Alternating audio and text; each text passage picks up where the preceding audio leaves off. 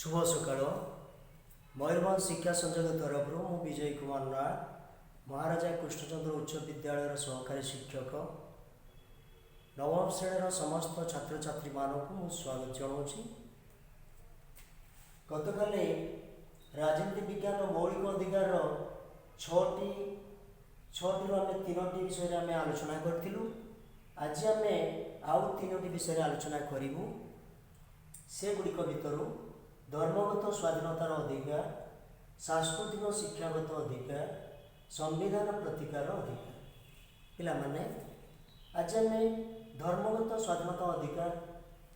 बाबद प्रथम जानू। भारत संविधान धारा 25 रु 28 धारा 28 मध्य वर्णित भारत गोटे धर्मनिरपेक्ष राष्ट्र एवं भारत सरकार कौन निर्दिष्ट धर्मर पृष्ठपोषकता न था। भारतीय माने स्वाधीन भाव जेकोसी गोटे धर्म ग्रहण करिपारंती और तार प्रचार प्रसार करिपारंती। तत्संगे सरकारଙ୍କର अनुदान प्राप्त बा साहाय्य प्रत्यक्ष हेउ कि परोक्ष हेउ शिक्षानुष्ठान गुड़िकरे कौन निर्दिष्ट धर्मर शिक्षा ग्रहण कर शिक्षा दि जाए नहीं। तत्संगे शिक्षानुष्ठान गुड़िक धर्मानुष्ठान गुड़िकर सुरक्षा एवं उन्नति पाई कौन व्यक्ति ठारू चांदा बा अर्थ आदाय करा जाई पारे नहीं। ये होला धर्मगत स्वाधीनता अधिकार। द्वितीय हूँ सांस्कृतिक और शिक्षागत अधिकार जहाँ आम भारतीय संविधान धारा 29 रु 30 मध्य वर्णित होइछि। एई अधिकारटी मुख्यतः संख्यालघु गोष्ठीर स्वार्थ रक्षा पाई वर्णित। एई अधिकार रे व्यक्ति सेमानंकर भाषा शिक्षा लिपि और संस्कृति सुरक्षा पाई कार्य करथांती एवं सरकार को अनुदान प्राप्त बा सरकार को साहाय्य शिक्षानुष्ठान गुड़िकरे कौनसी व्यक्ति वर्ण धर्म भाषा एवं जाति भित्तिरे शिक्षानुष्ठान गुड़िकरे नाम लिखाइबार वंचित हो पारिबो नाही एवं से तांकर शिक्षानुष्ठान गुड़िकर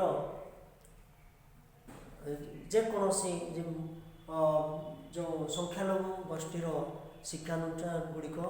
से तैयारी कर दे पारिबे बा स्थापन करिवे एवं तार सुरक्षा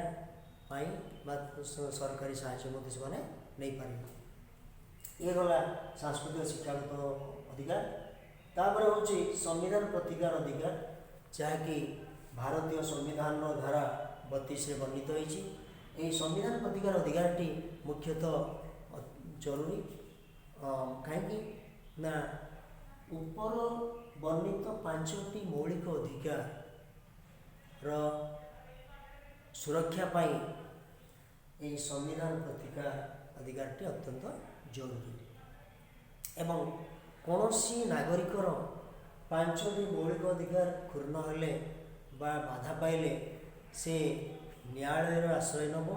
बा अदालत को जाई गुहारी कर एवं दरकार पड़े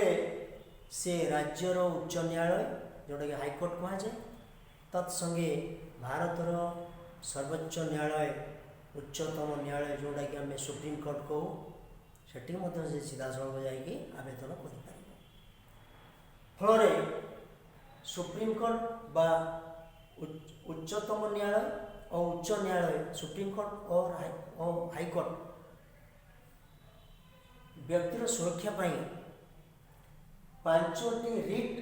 बा आदेशनामा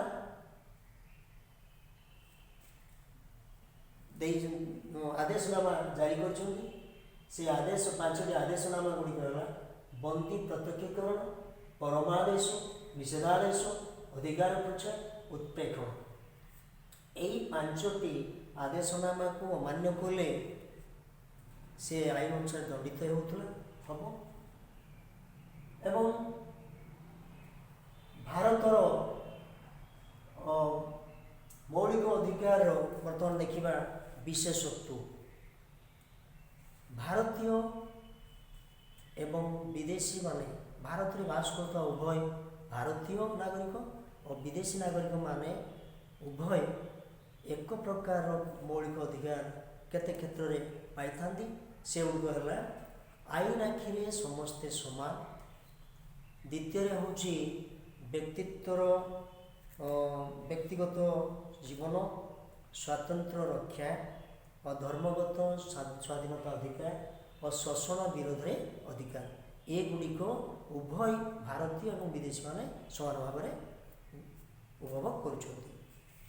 या सहित आमर प्रेस और संवाद सरबराह संस्था माने मध्य निजर मत स्वाधीन भाव में प्रदान करि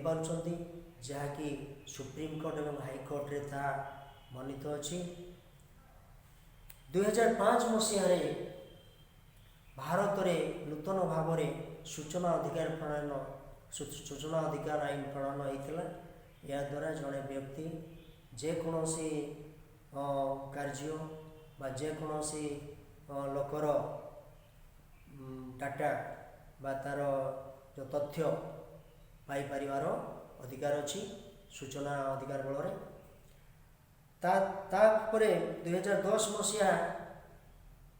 भारत में नूतन शिक्षा नीति अधिकार नूतन शिक्षा नीति अनुसार 6 वर्ष बयस रु 14 वर्ष बयस भितर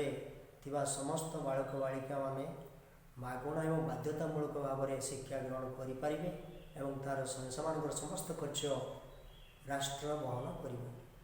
एगुड़िक गला मौलिक अधिकार विषय वस्तु आज तो ये पढ़ा रोचे धन्यवाद।